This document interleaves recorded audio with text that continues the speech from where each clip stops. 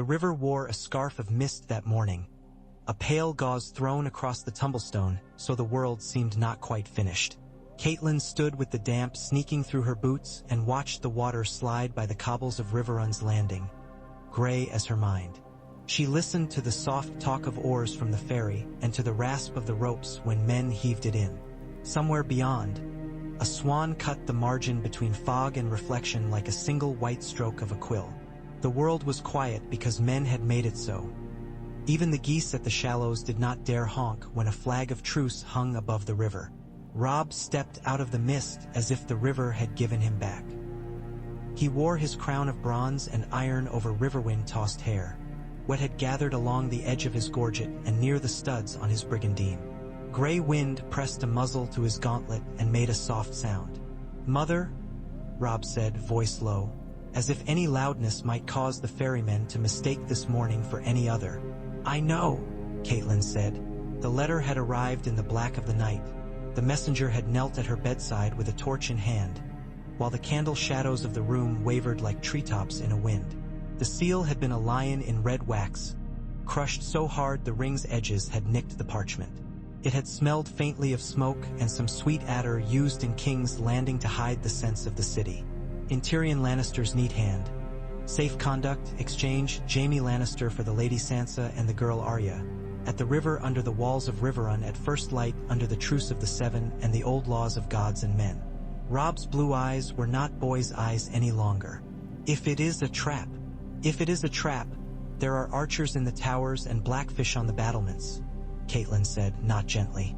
And if it is what it claims to be, your sisters are on that boat. Gray wind lifted his head. Somewhere on the castle's eastern face a watchman called down the hour. From the hall behind them came the clink of plates and the rustle of the morning guard. It was a strange thing, Catelyn thought, to stand with her son, a king, and talk of her children as if they were goods in the hold of a cart. "Lord Karstark says," Robb began. "I am not Lord Karstark," she said. He acknowledged the truth with one small nod. He wore grief badly, as all good men did. It was like a sword belt dragged down too low. It made him clumsy and sore. "Ser Cleos swears the terms," Robb said. "He swears Tyrion will keep the faith. Lannisters swear all manner of things," Catelyn said. She did not add that dwarfs were said to be clever, and she had seen clever men keep promises like children kept moths. Loosely, so the prize could flutter when their grip grew bored. She did not tell him that she had prayed. She had stood before the heart tree in Riverrun's small godswood, in the damp of night, and laid all she feared before a face of carved weeping. She had asked the Seven also, and any stranger gods that might be listening, even the ones of stone in the old ruin by the falls. "Please," she had said, "if I must suffer the lion in my house, if I must taste the copper of vexation and the bitterness of ash, give me my girls alive." The boat nudged the landing. Its pontoon bumpers brushed the stone. The ferrymen held, then pressed their poles to keep it steady. An oarsman threw a loop over the bollard. Standing in the middle of the boat, wrapped in a cloak too fine for the river's fog, was Ser Cleos Fry with his weasel's face and his mouth that made apologies before words even reached it. He raised gloved hands. "Grace," he called. "My lords." Men appeared from the fog beyond Ser Cleos. The oars clicked. A second boat. Catelyn felt every breath she had taken since a brown-haired boy asked for her hand in a tower room collapse inside her. She fixed her eyes to the hooded set of figures under Lannister guards, to the glimpse of pale under one hood, to the slightness of a wrist, to the fingers worrying at the edge of a cloak. She would know those hands anywhere. She knew them from their first grasp of her hair, from the time those fingers had grasped a kitten's tail and a sewing needle and the throat of despair. "Sansa," she said to nobody. The name had less air in it than she'd meant. Beside Robb, gray wind bared his teeth, but it was not a snarl. It was the wolf's acknowledgement of something odd in the wind. Robb's own hands had closed to fists. He did not let them stay that way. He straightened, and the iron and bronze of his crown seemed heavier. "Ser Cleos," he said, with the courtesy of a winter sunbeam. "Her Grace the Queen sends her children's love," Ser Cleos said, his breath visible. His smile was a cousin to fear. The hand of the king, Lord Tyrion, sends his word, and his word is his bond. You see, the Lady Sansa, and the wolf girl as well. It was a phrase that came with intent. Catelyn's mouth, which had been warm with Sansa's name, cooled. The wolf girl. Arya had never been dressed in words by anyone save family without her wriggling out of them like they were too tight boots. She peered at the smaller hooded figure. The girl didn't look back, kept her head dipped, but there was a tremor in the shoulders, a wrongness in the set of the neck. Perhaps she had grown, Catelyn thought. Perhaps fear has twisted her into something smaller. Arya had never learned to wear fear well. It had hung on her crooked and too obviously stitched. They had their own charge in the second boat. The Kingslayer come to river like a piece of iron cast loose from a forge. Jaime Lannister's face had not been made for penitence. He wore the smirk of a man who had seen the inside of nearly every room and found something to criticize in the decorations. A chain bound his wrists. Behind him stood men Catelyn trusted as much as she trusted that the river would run downslope. Great John Umber, enormous and red-bearded, and dour. Galbart Glover and Ser Robin Flint, and even Roose Bolton with his pale eyes like winter milk and his quiet mouth. Edmure stood further back, because Edmure had squeamishness about some parts of war, and anger about the rest, and Catelyn loved him anyway. The Lannisters will not bring my sisters an inch closer to this dock until they have their lion on our stones, Robb said. He did not look at Jaime when he said it. He had that trick now. He fixed on the thing he meant to hold and did not glance aside to any of the things that might distract him. Of course, said Ser Cleos. Of course. He almost bowed to the water. Mother, Robb said. I will go with you, Catelyn said. I will stand with you until their feet touch this landing. All the way to the rope, Robb said with a small ghost of a smile. And gray wind with me, and blackfish on the wall. Always, came the call from the battlements. Brynden Tully's voice had never lost fishery in it. A man who knew how to keep hold of slippery things. They moved like a ritual. Men with spears went first, to the edge of the ferry's reach. Archers took their place and sighted down into the fog beyond the boats. Robb and Catelyn stepped onto the ferry's slick planks and the river rocked at once. An old dog turning. Jaime Lannister's eyes had the bladed brightness of someone who had not slept. He looked at Catelyn, then past her, over her shoulder to the towers and banners and to the boys in mail who had not been born the day he rode to the Trident with a sword the color of always. He smiled. Lady Stark, he said, I had hoped to see you again under a roof. Riverrun had a better vintage than this place. Do not speak to me, Catelyn said so quietly that it clipped his smile aside. He tilted his head. Ah, a wound. He made of it a jest and an apology both. Your daughters for me. We are a great bargain, you and I. Be silent, Great John said. He had a sorting laughter even when he didn't laugh, like the rumble of barrels moved in a cellar. Or I feed you to the wet. The boats drew up crosswise in the mid-river. Ropes were thrown and caught. The ferrymen muttered, some of their calls words and some just old boat magic. Robb put out a hand and Grey Wind pressed his muzzle into his palm and then watched the Lannisters like a dog would watch a snake. Rain began to prick the surface of the river. A faint hiss.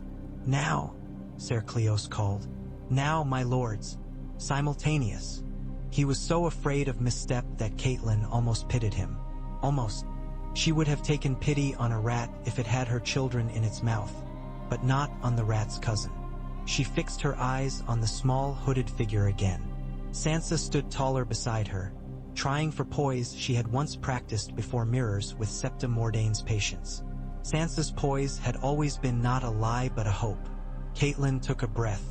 Sansa, she called, for the boldness of it and because the river had taken so many words and she wanted this one back. Sansa, look at me. Catelyn of House Tully calls you by birth and by love. The taller hood lifted. The fog took the first shape of her face and then lost it again, but Catelyn saw. She saw the cast of the eyes and the soft mouth and the small scar at the hairline from when Sansa had fallen as a child following Arya up onto the stable roof. Sansa made a gasp that might have been a sob. Grey Wind's ears pricked. The smaller hood did not lift. "Go," Robb said. He raised his voice enough to carry to both boats. "Bring my sisters." Two of Robb's men stepped onto the Lannister boat while two Lannister men came onto Robb's. The wood wailed as the ferries bumped. Jaime Lannister smiled with his wrists chained and bent his head slightly, as if to an old tune. He watched the hands, the blades, every small degree of movement as if he were reading absolute intent. Catelyn thought, "He is as dangerous bound as most men are armed." Grey Wind growled once. Not at the lion, at the smaller hooded figure. They came toward her. Sansa broke into a run or tried to. One of the gold cloaks caught her arm and Ser Cleos made a noise like a frog. "Gently," he said. "Gently." Sansa tore free with that old, desperate strength Catelyn had seen when Sansa had been 4 and would not be led away from a pony too big for her. She stumbled the last few steps and Catelyn caught her. Sansa's cloak was damp and smelled faintly of some fine oil and of candle wax and of fear. Catelyn put her hands under Sansa's hood and pushed it back, and there was her child. Too thin, eyes too big, mouth trembling. "Mother," Sansa said. It was both word and prayer. "You are safe," Catelyn said. "You are." She could not finish safety in a world where men made bargains. Behind Sansa, the smaller figure came stumbling as if the river had uneven ground. The hood was deep. The Lannister guard guiding her held her wrist. The girl's hand was hot and small. Catelyn reached for her, and her own palm met that wrist, and felt the bones too slender and the pulse too wild and, most wrong of all, the small seam of scar at the base of the thumb where Arya did not have one. She knew all her children's scars. She had counted them with lips and with linen. "Take off your hood," Catelyn said, gentle as a knife. The head lifted or tried to. The girl's chin came up, and Catelyn saw a mouth that was not Arya's mouth. The eyes were a brown too soft, too pleading. The nose, the jaw, no. Fear made them a little similar, as fear made all children kin, but no. "Arya," Robb said to the fog. His voice shaped to the girl's name as if he could call her out of any mist. The girl reached with her free hand as if to grab Catelyn's sleeve, but the Lannister guard tugged her forward and she nearly fell onto the stone. She clutched at Catelyn with a desperate strength that was not Arya's quick grip. "My lady," the girl whispered, and the whisper was ragged. "Please." Catelyn found herself between one breath and the next. Her mouth was dry. She looked past the girl to the second boat, where Ser Cleos had turned his face away, and to the first, where Jaime Lannister was already stepping from river timber to stone under the watch of Grey Wind and the Great John. And further beyond, she thought without turning. 100 Lannister bowstrings as taut as the moment a mother realizes a theft has been done in her house. She closed her eyes, just for the time it took the river to move a leaf the length of a palm, then opened them. She said very evenly, "Lift her hood." The guard hesitated, and Ser Cleos squeaked, and then the hood was pushed back. The girl's hair had been hacked short and dyed a muddy brown. Under it, her face was blotched with salt. She looked like what she likely was, a girl who had been made to learn lies against a skin that bruised easily. "I am Arya Stark," the girl said, forcing the name up out of a throat not made for it. And now she wept like someone breaking a string across their own mouth. "I am." "No," Catelyn said softly, because she would not let the river hear her scream. She put a hand to the girl's cheek anyway and smoothed back the damp hair. "Who are you, child?" "Jane?" the girl sobbed, and clapped a hand to her own mouth as if the name had leapt free with teeth. "Jane Poole." She said it like an apology and like a plea and like a truth she had been waiting to remember. Across from her, Robb was a statue. Grey Wind whined again, low, uncertain. The Lannister guards watched with faces as careful as men edging along the top of a wall. Jaime Lannister's smile widened by the breadth of a breath. Catelyn could feel, behind her, somewhere up on the wall, the tense ripple through northern archers when a mother's cry did not come. She could feel Karstark's men stiffen in the yard like frost. "Bring her," Catelyn said. "Bring Sansa. We will speak of the rest within." She did not look at Jaime. She did not look at Ser Cleos. "Lady Stark," Ser Cleos began. horror dawning on his thin features. "Lady Stark, we have made a trade," Catelyn said, and her voice was as cold and flat as the river's gray. "No trap, no blood. Gently," she said to Robb, though he had not moved. "Gently, my son. The river listens." She put her arm around Sansa, who shook as if she had been taken from fire to frost without the courtesy of a hearth in between. And she gathered Jaime in too, because the child was shaking more strongly than Sansa. Because someone should have gathered her long ago. Jaime Lannister's chains clinked as he flexed his fingers. "A fair day," he said to Great Jon. "The sun did not burn us. The river did not drown us. Perhaps your God as well as mine approves bargains."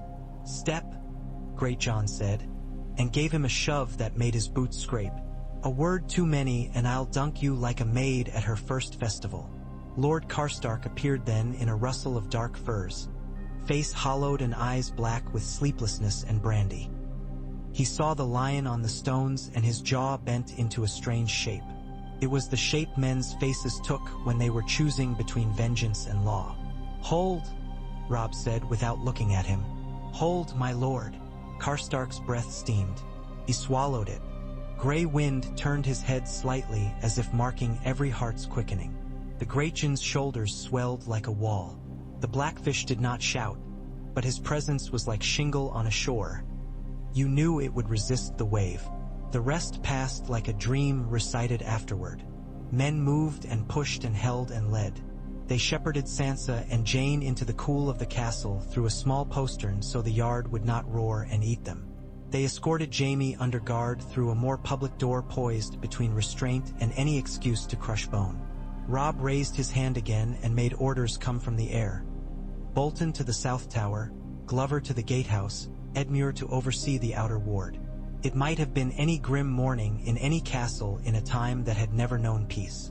In the small solar above the family hall, Catelyn sat Sansa on a divan embroidered with trout and alder leaves and drew her close until Sansa's breathing evened. The child's hair smelled of smoke and a thin perfume that did not belong to her. Jane stood on the threshold as if a bar ran across the floor at her toes. Her hands were knotted in her cloak. Her eyes moved too quickly. She looked at the butter-yellow curtains as though they might be a trick. "You knew me," Sansa said at last, certain and amazed that the world had allowed such grace. "When you said my name."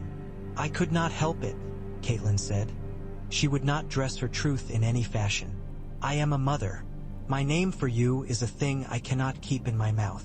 She stroked Sansa's hair back, smoothing the bent places where a brusquer hand had braided.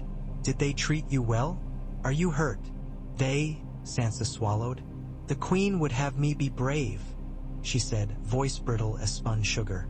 "And the imp, the hand, he was not. He said he would keep me from Joffrey when he could." She closed her eyes, as though the act of uttering that boy's name bruised the inside of her mouth. "I tried to be brave. You were." Catelyn could have pressed her palm against the past and tried to rub it clean. She did not. You cannot scour old blood from stone without breaking both the stone and the hand. She turned to the doorway. "Jane!" The girl flinched. She crept into the room, every movement saying that she waited for a blow. She kept catching at the ragged bob of her hair, as if it were a wig that might slide off and expose another lie. In the soft light, Catelyn could see the chalkiness along Jane's hairline where powder had been pushed to change the hue of her skin. She had known Jane's face in Winterfell, little Jane, constantly at Sansa's side with that eager quick smile, though the girl had not grown into any of the hope she once had. She had grown into fear. "Who put you into Arya's hood?" Catelyn said. She did not make it accusation. Not yet. She made it invitation. Jane's hands trembled. "A lord," she said. And by the way the word broke in her mouth, the Lord's face had been like a mirror in a dark room, full of what else might be reflected there. Someone said I would be safe if I remembered the words, that I must remember the words. The Queen said that too. The one with soft hands," she faltered. "They covered me with a hood and told me if I spoke too much I would be making things worse for my father. They said my father was with the gold cloaks now, and if I lied wrong he would." She put both hands over her mouth. Jane, Sansa whispered, horror bright in her. Jane, I did not. They told me you had gone home. I did not go home, Jane said, and her voice had the bitterness of the kitchen scullions when a pie came to the table undercooked. I went to a place with no windows. They made me wash and put other girls' clothes on me. They said I must be Arya. She looked at Catelyn now, desperate for something. A reprieve, perhaps. Perhaps a mother's verdict. I didn't want to take your daughter, she whispered, but I wanted to live. It would have been so simple to hate her, to gather all the salt from the last months and press it into this child's mouth until she could not speak for thirst. Catelyn reached for Jane and drew her toward the divan. Jane came like a creature that had once been beaten each time it had tried to come. She sat on the very edge. Catelyn put a hand on her back, felt the flutter there, bird rapid. You did not take my daughter, Catelyn said. Men who use children as covers for their dishonor did that. You are a child of my house. You will be fed and warmed, and we will tell the truth, when the truth is safe. Sansa's fingers crept over Jane's cold ones. Jane bowed her head over them as if they were some relic. Catelyn turned her eyes to the narrow strip of river visible beyond the window. The mist lifted in places in long white threads and drew back slowly like linen from a bruise. Which are we, the linen or the bruise? She wondered. The world did not answer. By midday, Riverrun knew that Sansa Stark had come home to the river, and that the second girl was not Arya. The rumor leaped like fish over weirs, not caring for gates or orders. It had a dozen versions before the kitchen was told. It reached Lord Karstark's men by way of a boy sent to the buttery who had a sister who loved to whisper in the yard. It reached the cell where two captives, one with a lion's hair and one with a phrased narrow face, kept their small hard hopes like coins in sewn hymns. It reached Roose Bolton where he stood with his pale eyes fixed to nothing, and it reached the Blackfish who went very still, then nodded just once as if the truth had fallen into its natural channel after much prairie wandering. It reached Robb like the sound of a bell tolling in a town he had passed through many times in his youth but now could not name. He came to the solar in mail with his cloak still damp at the hem. His face had the strain of a man holding a door against a weight on the far side.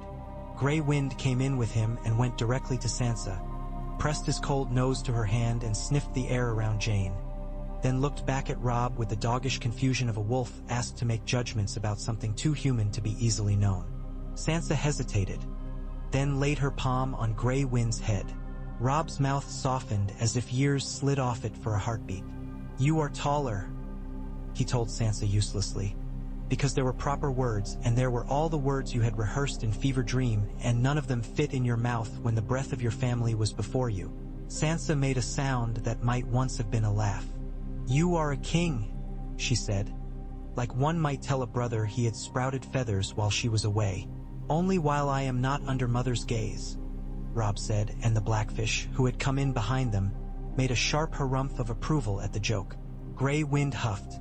Catelyn watched the ease on their faces come and go as quickly as a ripple. She did not let it break her. There were decisions to make that might make or unmake a year's worth of blood. What will you do, she said, when men want you to repay them for this morning? Robb's eyes went to hers, and he slid the crown off his head and set it on the mantle, and at once he looked younger for the width of a nail. March, he said. We were to march west.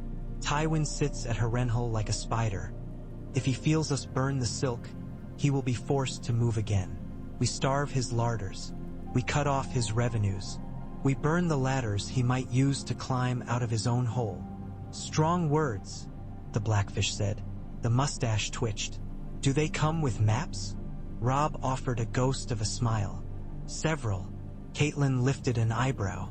Before you go, she said, Lord Karstark will press for satisfaction.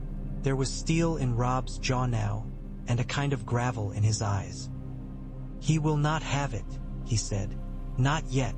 At least he will not have it the way he wants. I will keep him close, and the Kingslayer moves on a horse only when I say so, he added, and though the words were almost casual, their shape was hard. Jaime was promised, Catelyn said, the very word sour, and the promise was held. I will not have our faith questioned. But do not leave me any lion in any hall without 3 chains on him and a man at every end. I mean to send him to his father, Robb said. Under guard. Cleos will escort. Your father's colors and mine both. If Lord Karstark dares a blow at a peace bargain held and done. He did not finish. There were some kinds of treason that even grief did not shield. Then go, the Blackfish said, with a sudden fierce pride. While the West sleeps on its gold, burn their larders. Send raiders to their bellies and fear to their kitchens. We'll keep a river between us and any surprises Tywin dares. Grey Wind's ears flicked. He turned his head. The door opened before a knock, and an older serving woman pushed in with a tray of broth and bread and a sliced pear. She stopped when she saw Robb. She forgot entirely that she had in her arms plain food for half-starved girls, and instead sank into some awkward dip of the knee that made her back complain. Your Grace, she said, unable to decide an honorific from the basket of many. Bread more than titles, the Blackfish said.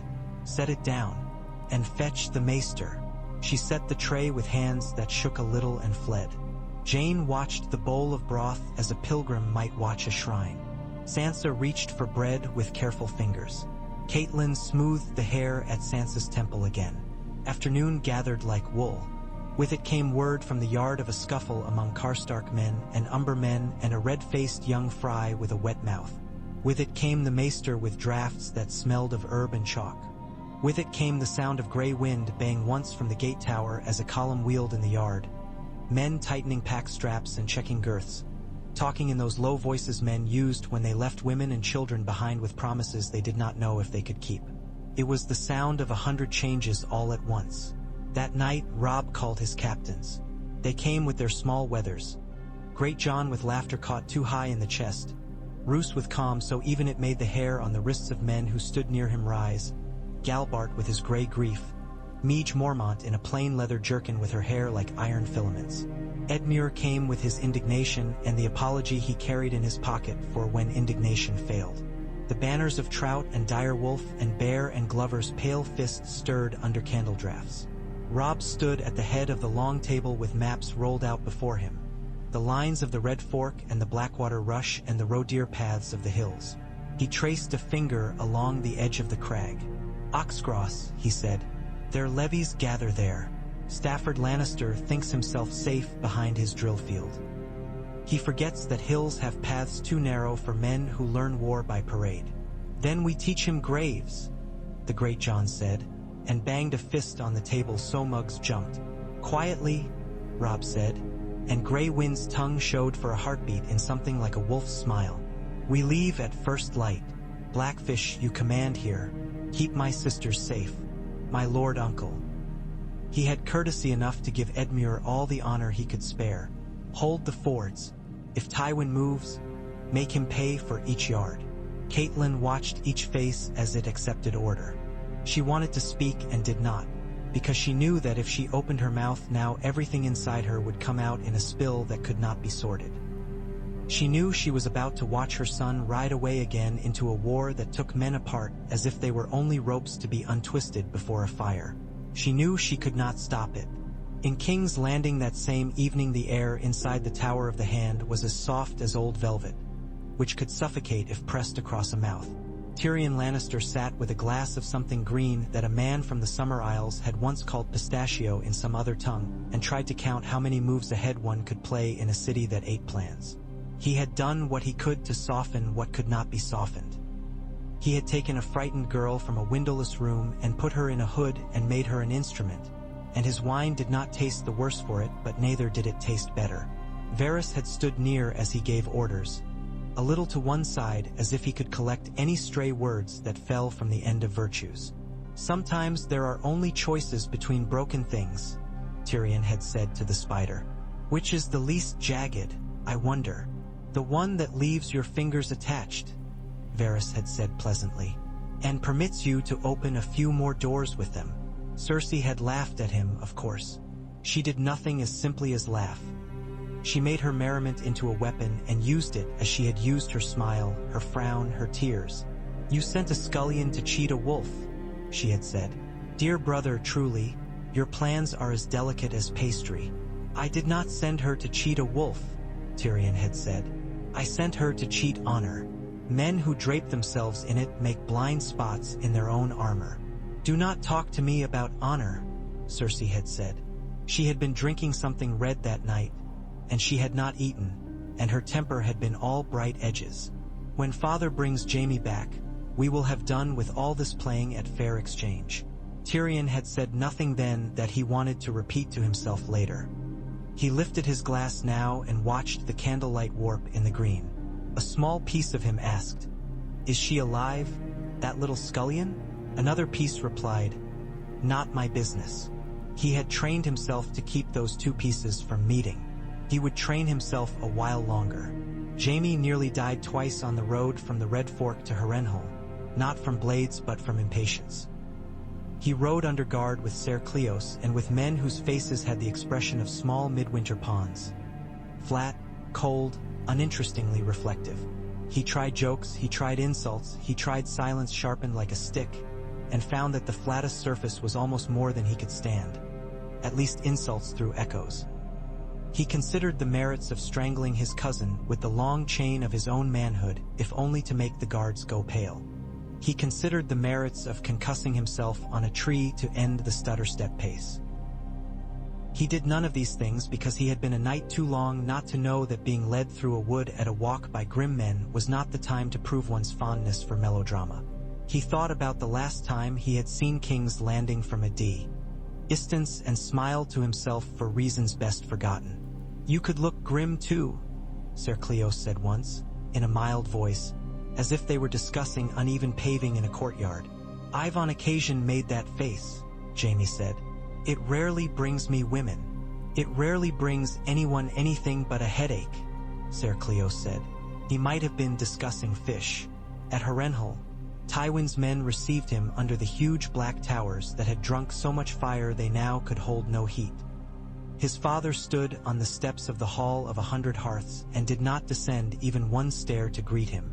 Jaime felt for half a heartbeat that old pull child again, with a toy held a little behind him, hoping it would please, but he had the sense to crush it. He climbed the steps with his wrists bound and stopped 2 steps below his father. "You have my regards," he said lightly. "Allow me not to kneel. This chain tries my elegance."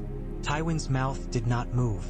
"You have placed yourself and this house in a position that forced me to negotiate with people whose word is worth less than the smoke from their chimneys," he said.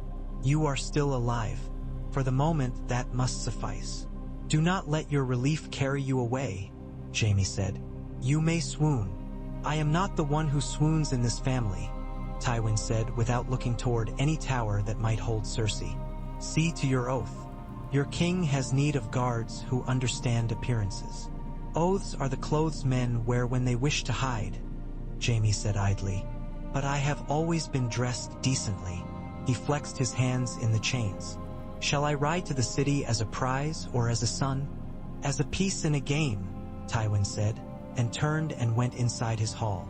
Jaime was given a sword for the journey, some Harrenhal cast-off that had the balance of a ladle, and 24 riders whose eyes expressed an eagerness for trouble that made him certain he would be the one to suffer for it if it came. He did not suffer, which annoyed him. He gave the sword to a lad on the wall when he arrived at the Red Keep with the dawn cracking over the city like a thin eggshell. He presented himself to his sister and his king in a cloak that had seen along the road the dust of low inns and the spatter of rain. Cersei looked at him as if he had still had the glamour of a song, no matter what dirt he wore. Joffrey looked at him as you look at a horse with a famous sire and a mouth that may not have bitten anyone recently. "Uncle," Joffrey said, and the word had more pride than affection in it, as if he had invented an uncle. "Did you kill many of them?" "Not enough," Jaime said, smiling. Tyrion regarded him with that half-laughter of his that cut both ways. "Welcome," he said. "We have fires enough and fools enough for both of us." "I grew up with one more of the latter than of the former," Jaime said. "Change will do me good." They did not embrace. They circled like 2 tomcats who had known each other as kittens and now had streets to argue over. Outside, the city recopied itself for another day. The fishmongers set out their tables, the gold cloaks changed shifts, the girls in the street of silk measured their faces in polished pewter. The smell of smoke and salt and baking bread rose from it as if the city were making itself edible again. In Riverrun the morning after, a guard came white-faced from the cells and his breakfast turned to vomit in his mouth by the sight he had found. Caitlin went down into the damp with a lantern because she would not take a second-hand version of anything that touched her house. The boys' cell had its iron lattice door swung inward. Inside, Willem Lannister had folded backward as if the hinge of his throat had opened. His blood had gone out of him in a quick dark fan. The other boy, Tywin Fry, had tried to put up a hand, which had earned him an extra stab through the palm. He had died with his mouth open like a lad about to fetch an air after a dunking. Only the air did not come. Rickard Karstark stood against the wall with his sword at his side and his face as close to blankness as a man's could bring itself when his soul's teeth were grinding. He had moved through 2 guards as if grief had greased him. He had found the boys and done this as easily as a huntsman would do for a stag that had broken a leg. Caitlin looked at the boys, then at Karstark, then at the fish on the dungeon wall. Damp marks that looked like nothing until you knew what they were. She said, "You have put your mouth to my son's honor and drunk from it." Karstark's eyes had something old and wild in them. "Your son bartered with wrath and called it wisdom," he said. "He let the killer of my sons walk out under a white flag. I have taken what I am owed." "You are owed a noose," said the blackfish from the doorway. His hand was a knotted rope on the doorpost. "And comrades who will not follow you down into your folly." After, there was no avoiding what was due. Robb looked at Karstark with the same expression he had worn when the river had revealed Jane's face. It was the look of a man who has recognized the shape of a trap and knows there will be wounds whether he steps forward or back. "This cannot go unmarked," he said in the yard. The men's breath smoked in the cold and their eyes went back and forth from the boys on the bier to Karstark to their king's hand on his sword. "It cannot go unpunished." Karstark did not beg. He did not defend. He looked as men look who have given themselves to a god and are determined to have the god either save them or prove itself a false god. "Kill me and be done," he said. "I do not kill men," Robb said, and a misconception broke on the air like a brittle stick. "I pass sentences, and I swing the sword." He did both. Karstark's head came free of his body under a stroke of steel bright with river light. There was no eloquence in the blood that followed, only the bald truth that every man is a vessel of it and spares slip easy. "Lee!"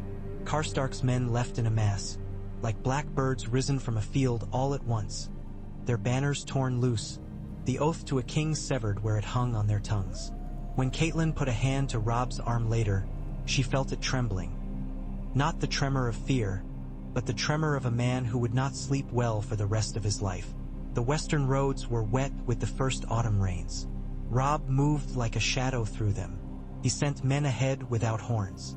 He moved at night where the hills were a broken back and the sheep tracks were fine as thread.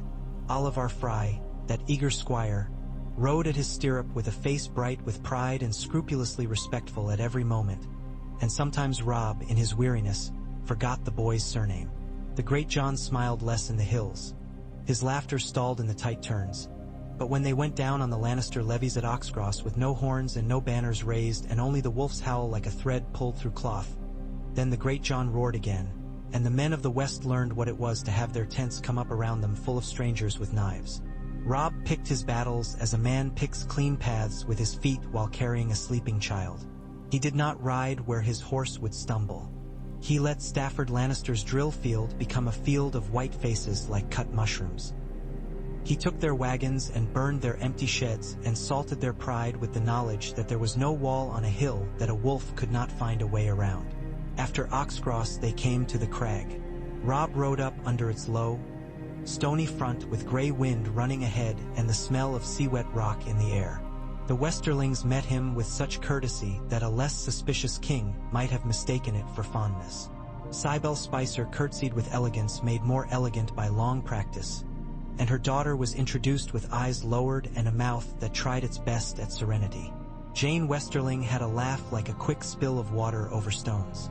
She did not show it much, The hall was full of men who could not decide if they were proud or afraid to have a king in their house. Robb was wounded in the arm that day when some Westerland boy, brave enough to be stupid, made his way through the press and cut him with a desperate blade. It was not deep. It bled in a dramatic fashion. He did not fall. He swung Grey Wind's attention that way, and the boy had no further work to do in this world. In the solar at the crag, Jane Westerling bound Robb's arm with linen. She used her lips to cut the thread when the knot would not go through. Cybele Spicer stood behind her with a face of concern cut too clean to be anything but a mask. "You are very young to hold so much," Jane said to Robb, and then looked mortified she had said it.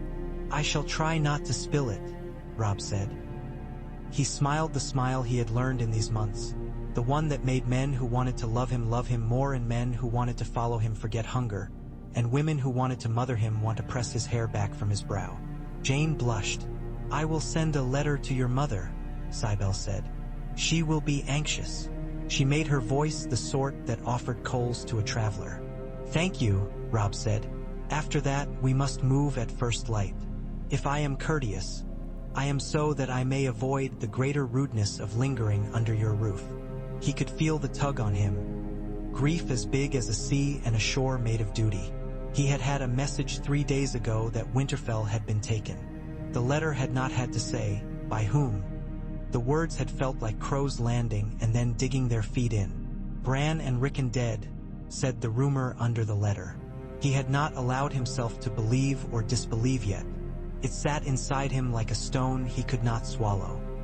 He lay in the guest bed in the crag that night with his arm bandaged, and Oliver Fry on a pallet beyond the hearth, and Grey Wind in the corridor beyond the door, and he thought of his brothers as boys with sticks for swords, and he thought of Arya somewhere in the world like a fox under brush, and he thought of Sansa sleeping under Brynden Tully's watch in a room that smelled of river and bread.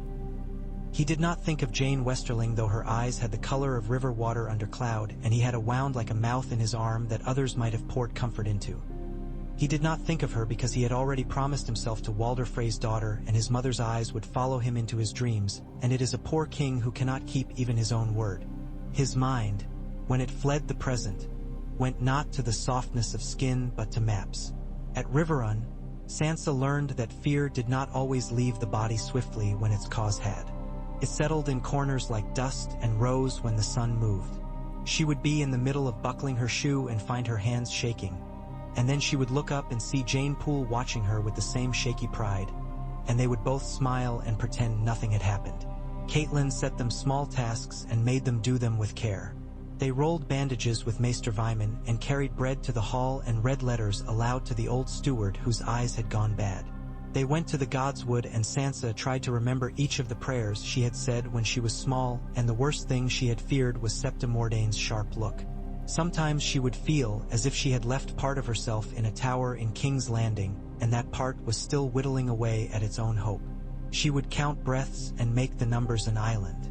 On the 3rd day since Robb had gone, a grim man with hair like rust and eyes like flint came to the gate and asked for audience under a flag of parley. He had a big dog's manner, surly from being beaten, and his horse snorted steam as though it complained of his rider's weight. Boys with pikes hesitated. The man lifted a hand and said, "Clear. Ly, I have the wolf girl." He pulled the hood off the girl riding behind him. She was small and dirty and had a look that said she had seen too many kinds of weather. Her eyes were gray like a winter sea, and they cut at the gate as if they were a blade that might make a lock come apart. The yard exploded the way a summer field does when wind runs over it. Catelyn came down the stairs in 3 steps for each one. The Blackfish appeared as if he had been at that very moment planning his descent. The dog of a man looked at the two of them and did not flinch. "Clegane," Brynden said, as if the taste of his name were bad. "The one," the hound said. "I'll take my coin when I'm sure no one is going to stick me with a dozen spears for bringing it in." He slid off his horse with the grace of a stone shelf and lowered the girl to the ground as if she weighed nothing. She shook him off. She stood on the stones and drew herself up. "Mother," she said, stubbornness put in front of emotion like a shield, because she had always done that. Then the shield tipped. She ran to Catelyn and, in that crash of bone into bone, A long-held breath left the castle that none of them had realized they had been keeping. Catelyn pressed her cheek to Arya's scalp and tasted dirt and the iron of old blood and thought, "I will die someday, but not today. Today I breathe." She pulled back and took Arya's face in her hands and looked, the way she had looked each time she had bathed the child as an infant and counted fingers and toes. Arya glared at her through tears. "I hid," she said. "I ran. I stole. I used names that weren't mine and none of them stuck." She made a face. "I hate the taste of lies." "I know," Catelyn said. She tried to say 1,000 other things, and all of them fell into the basket called memory for later. She looked past Arya at the Hound. "You have done me a kindness. I did not expect it of you." "Most of the things I do aren't expected," he said. He looked at the walls as if he were deciding whether he could outrun arrows after all. His face was an ugly map of old wrongs. "I'll take my gold and go." "Where?" the Blackfish said shortly. "Away from your lions and stags and trout," the Hound said. "Somewhere that doesn't make men talk in banners." "You will be fed," Catelyn said. "And then you may go. If you will swear not to turn and sell secrets on your way to wherever you think is far enough." He snorted. "I don't sell. I take. But I'll swear not to speak of your gates being rotten or your guards soft." He looked at Arya once more, as if something puzzled him, then shrugged like a man setting down a weight he had had to carry because nobody else had been able. Arya ate bread like an animal finishing a fast. Sansa watched her with astonishment and something like pain. Her sister, and not the sister she had left. Jane sat a little to one side with her hands faintly trembling. When Arya looked up and saw her, she stood so quickly her chair clattered. "Jane?" she said. Then she looked back at Catelyn with fury. "They took her," she said. "They took her and made her say things." Her anger was like a candle thrown in straw. It went up fast. "They put her in a hood." "I know," Catelyn said. She put a hand on Arya's forearm, felt the cable of new muscle there. "She is safe here now." Arya looked at Sansa. She did not cry again, because her tears were too expensive to spend twice in a day. She walked over and stood in front of her, and Sansa looked up and put out a hand, and Arya, after a heartbeat, took it. Their fingers sat still for a moment like two birds that had landed on the same thin branch and were surprised to find it hold. Robb's return from the west put him in the riverlands like a stone thrown back into a pool that had just settled. The hall surged. The men stood a little taller when they saw their wolf again. The boy squires ran like hounds to find oil for leathers. Grey Wind went mad with joy for a moment, then shook it off and returned to dignity. Robb had a line of pain along his jaw that had not been there before, and he held his arm so as not to strain the healing skin. He stopped in the door of the hall when he saw Arya and Sansa standing together in the gallery. The color went out of his face and was replaced by something better than color. "Two wolves," he said after a heartbeat. "I will never complain of winter again." At supper that night, he sat with Catelyn and his sisters and the Blackfish at the high table and pretended to eat while his mind wound Robb. He did not speak of Winterfell. He would not put that news onto the table with the bread. The hall still roared with victory's echo. The Frey's most competent envoys had drifted near the dais, their eyes bright with apology for their more foolish cousins, their mouths full of congratulations and casual questions about plans for the near future. "My Lord Grandfather expects," one began, and Robb nodded as if he could hear in the pause everything old Walder had put into that letter. The accounting of affronts, the careful listing of what would mend them, the suggestion that a cause as noble as this war deserved to be pinned to a marriage like a ribbon on a tunic. "Yes," Robb said before the man could finish, surprising them, surprising perhaps even himself with the ease with which he said it. "I will go to the twins. I will take a bride of Lord Walder's blood, as I swore. We will make a celebration for our alliance and for our dead. Then we will go north and push the Iron Men into the sea they love so much." He said it as if the world were as simple as roads on a map. When the hall had emptied and the torches guttered low, Robb stood alone in the Godswood. Not alone. A king is never alone, for every tree and every shadow knows him. But he had persuaded the shadows to step back while he looked through the branches at the river's dark braid and asked a god he was not sure he believed in for the smallest of miracles, that each step of his next weeks might land where it should. Catelyn came to him quietly, because a mother does not always announce herself. When a plan goes too easily into place, she said, "I ask if it is a plan or a snare." "I have asked," Robb said, "and then I have asked myself if I did so because I like the taste of suspicion, or because the world truly stinks of it." "You smell of rain and horse," she said, and he smiled in the dark. "You have done some brave things. They will not forgive you for those. Brave things make men covetous." "We will go to the twins," Robb said, as if the word itself were a current and he must not let go. "We will make our peace with a man who wants to count where we allow him to sit. We will give him a place, and we will give him a great feast, and then we will move in Arya." He caught himself before he said the small wrong in public. "My sisters will be behind our walls with the blackfish, and our banners will hold the fords. We will go north. We will retake Winterfell, or we will die on the road and go to the same place our dead already eat."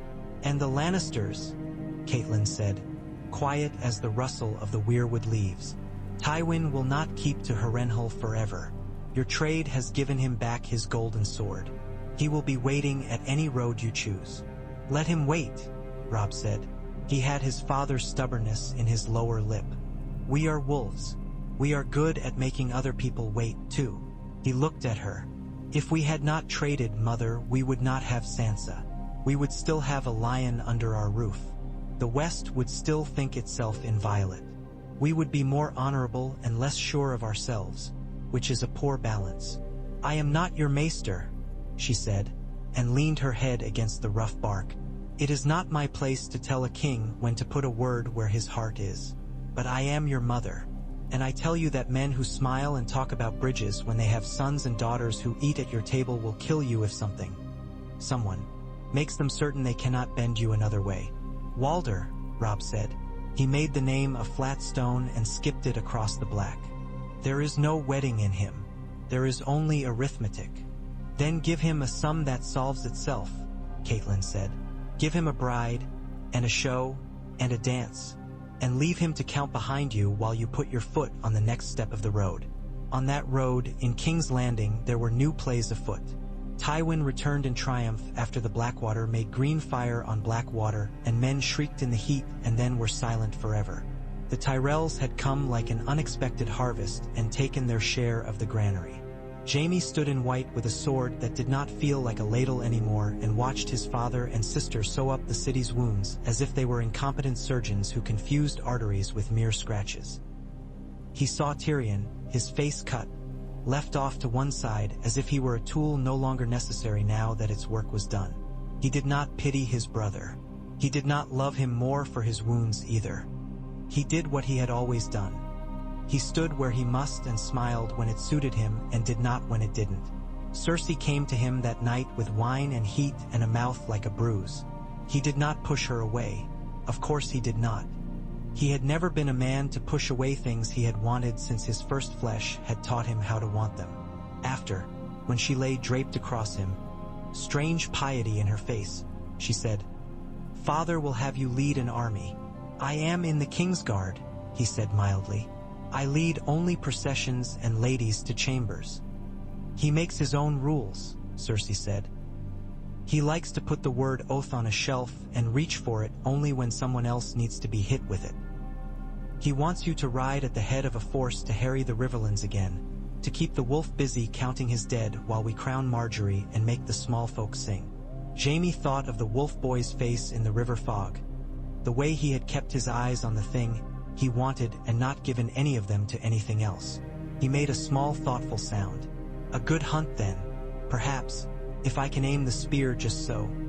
I will put it through his belly and make them call me brave again." "Do," Cersei said, and kissed his mouth with the same fervor she would have used to bless a sword. The twins were ugly under blue sky. They were uglier under rain. It came down in sheets the day Robb rode beneath their arch with his company. The people who lived in the shadow of those towers had faces like walls. Walder Frey's brood stood like a line of scarecrows in the outer yard. Sons and grandsons and daughters and bastards and the children of bastards, all of them with mouths practicing the shape of smiles. They gave them rooms with rushes that would have been clean but were not, and bread that had been yesterday's and wine that was watered just enough not to cause complaint. They gave Robb a girl with hair the brown of old walnut and a mouth that did not like the taste of any of this, and he took her hand in the ceremony and spoke the words and kissed her. His face did not move when he looked at her, and afterward, when he raised his cup to Walder, his voice did not tremble. He danced once and again, and he danced a third time with a girl whose ears stuck out and whose feet hurt after 2 turns around the floor. He smiled at her and asked her name and then did not forget it the next day. He gave Walder the arithmetic he had promised. Bride for fealty, feast for grudges, wine for memory, song for insult. Walder Frey lifted his bony chin. He did not try to hide that he was counting. He smiled like a crack in a jar and called Robb king as if the last syllable had splinters in it. He put his old hand on the new bride's shoulder in the blessing, and his palm had the possessive familiarity of a landlord. Catelyn watched him a long time, long enough to memorize the lines in his mean F. Ace so she could draw it later on the inside of her eyelids and never be surprised by it again. Later she would learn that no amount of memorizing other men's meanness saved you from the new shapes of it they invented when they needed new tools. They left the twins with bread in their packs and Frey riders in their column and a wife at Robb's side who rode well enough and looked at him with gravity and not hope, which was a mercy. They left under a sky scrubbed hard by the rain. Arya scowled like a cat forced to a bath and said to Sansa, "He should have chosen the one with the crooked nose." She looked like she might have had something interesting to say.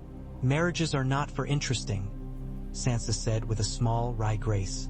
The last months had turned the lace at the edge of her words into something with a tighter weave. "They are for attaching houses to other houses." "Like knots," Arya said, and studied the tie of the new bride's cloak with a professional interest. They turned north again. The Iron Men had inked the story of their raids across every shore town and marsh, but they had not kept well what they had taken. When Robb reached Seaguard, he found Jason Lannister already fighting like a man who had been waiting all his life to be given permission to be his full height. The maul holds were half-scorched and the longships had slipped back into the weeds like vermin. But Robb's presence made a difference the way a lantern makes a difference in a room full of mice. Suddenly you can see where they run. He split his army there.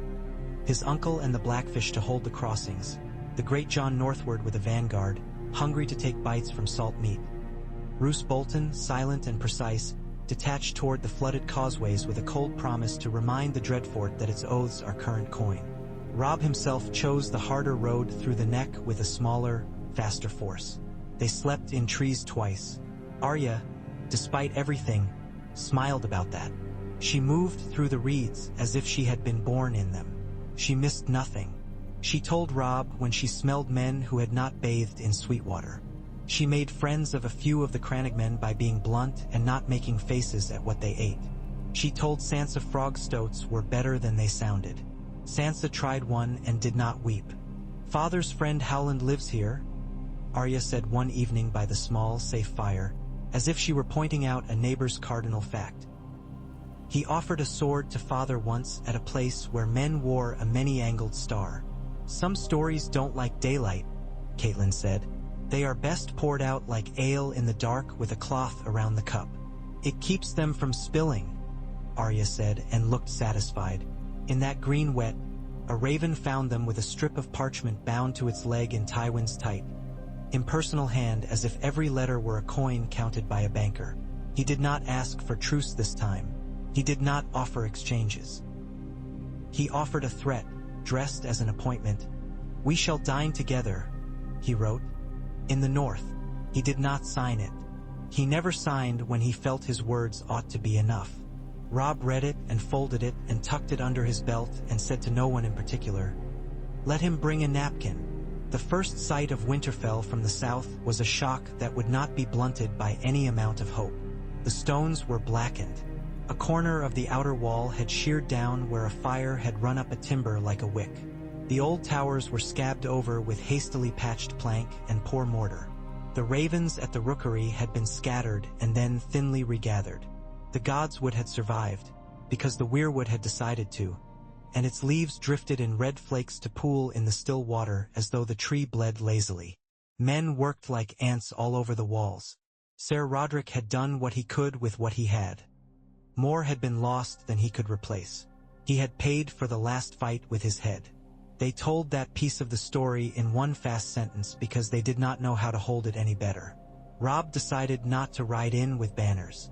He came in with only 2 companions and Grey Wind. He walked through the gates the way you walk through a room where someone you loved has died, with care for the floor and the air, as if both might betray you. He put a palm to the old stone. It was cool. It smelled like rain that had been held back by bravery and then let in anyway.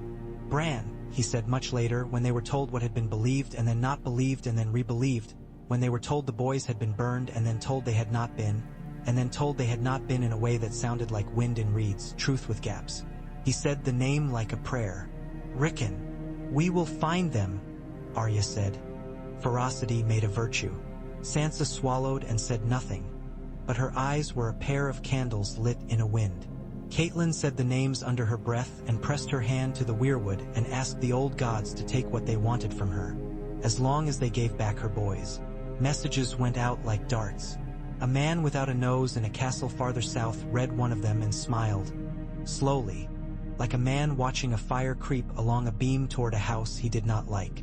In King's Landing, a man in a leather chair read another and tapped his fingers like a drum, planning another dinner in another town. In the Dreadfort, a bastard sharpened a knife and tasted salt on the steel and thought of young flesh. In the Twins, an old man counted on his fingers again and again as if repetition would change the number he ended with. In the Neck, a little lord in reeds looked at the sky and calculated what winds meant for messages. Robb slept at Winterfell in a chamber that had not burned. The new bride lay in a second chamber with 2 of the Mormont women outside her door and her maid inside the same room like a shadow. He did not go to her.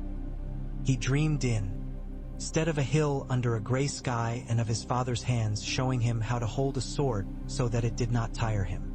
News came in the morning that Roose Bolton had returned to the Dreadfort and that his letters had grown infrequent and cold. The men of Barrowton muttered in a style that was like the noise of a brewing storm. Men with flayed man banners were seen near a village that had not enough meat for plunder to make sense. Catelyn looked at the map and put quiet stones on the places where rumor had thickened. "Be careful," she said to Robb. It was the same thing she had said to him when he was 5 and had insisted on climbing the outer wall with no hands. "I am careful," he said. Grey Wind, lying in the doorway, lifted his head as if to agree and warn in the same breath. In the city to the south, Jaime laughed at a joke he had heard a dozen times before because it was better to do that than not, and then he went to the yard and stripped off his cloak and practiced sword until his arms trembled. Tyrion sat at a desk with ledgers and discovered that his father had left him a chair and a title that sounded grand and a set of locks with no keys. He found in a drawer the ring with the lion seal and thought, "It is a cheap thing to look so heavy." Cersei stood on a balcony and watched the carp in the ornamental pool eat and thought of daughters as bargaining chips and sons as swords with hilts you could not quite keep hold of. What they all thought did not change the fact that in the north there were men who would take an oath in a hall under a roof that had been fired and mean it, even if their bellies were not quite full and the wind slid under the lintels. They swore to the boy whose crown showed the spots where the edges had cut him. He swore back to them to bring their dead home. Not their bodies but their debts, paid properly out of enemies' hides. He set men to guard every road he knew, and he listened to crannogmen whose speech ran like water and to manderly men with cheeks like hams who loved their harbor more than they loved their god. He learned to eat fish stewed with brown bread when meat would have been a better story. Some nights he and his sisters sat together in the old hall by a small fire that looked like a polite guest instead of a conqueror.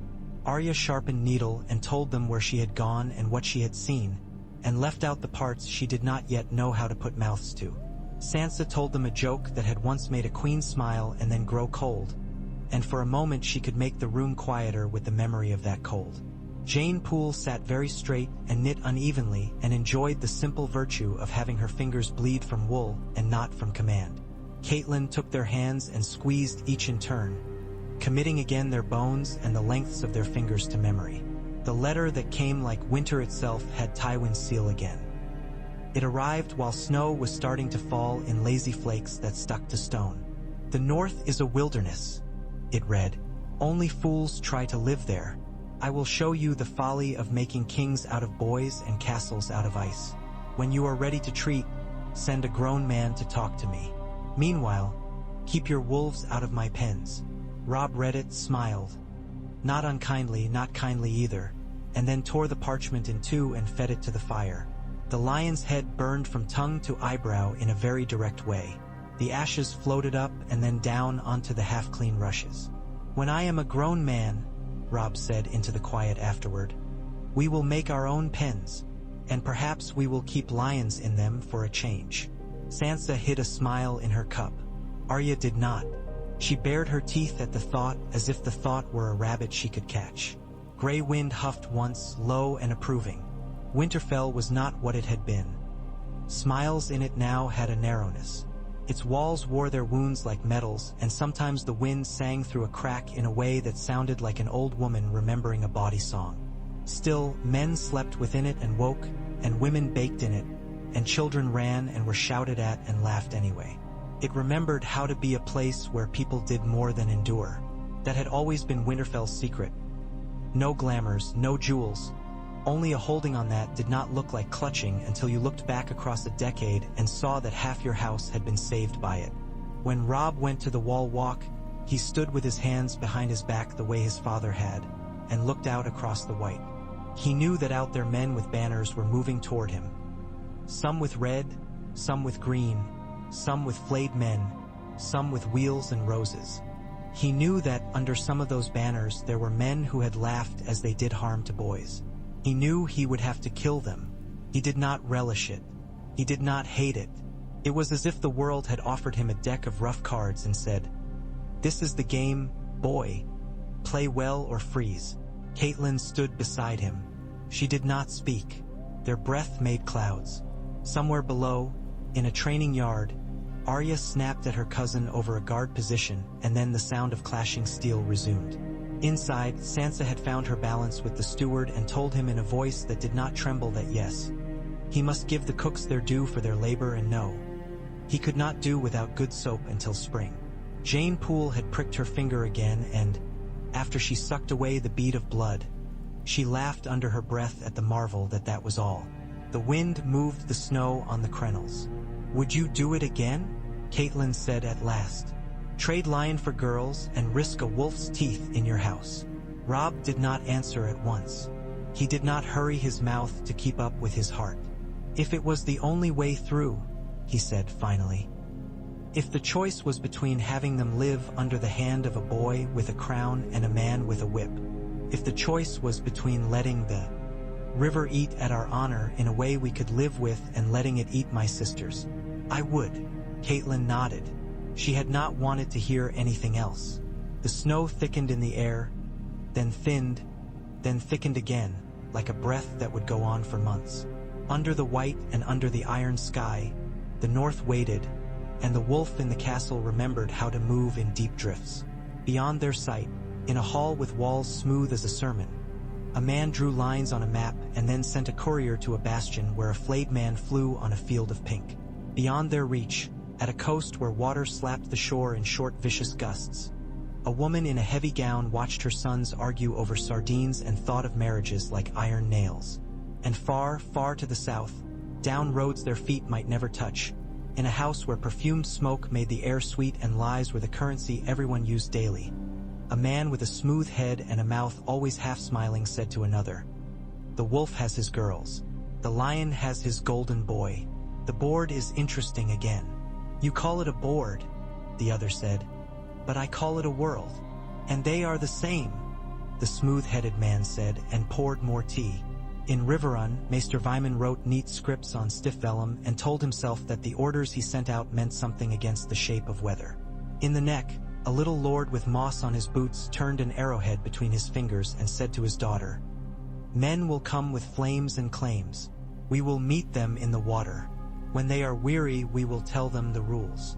And in Winterfell, where their father's bones had been meant to come to rest and had not yet, 3 wolves and a trout stood together in a hall that had been scarred by fire and chose to be a house again. If the gods listened, they said nothing.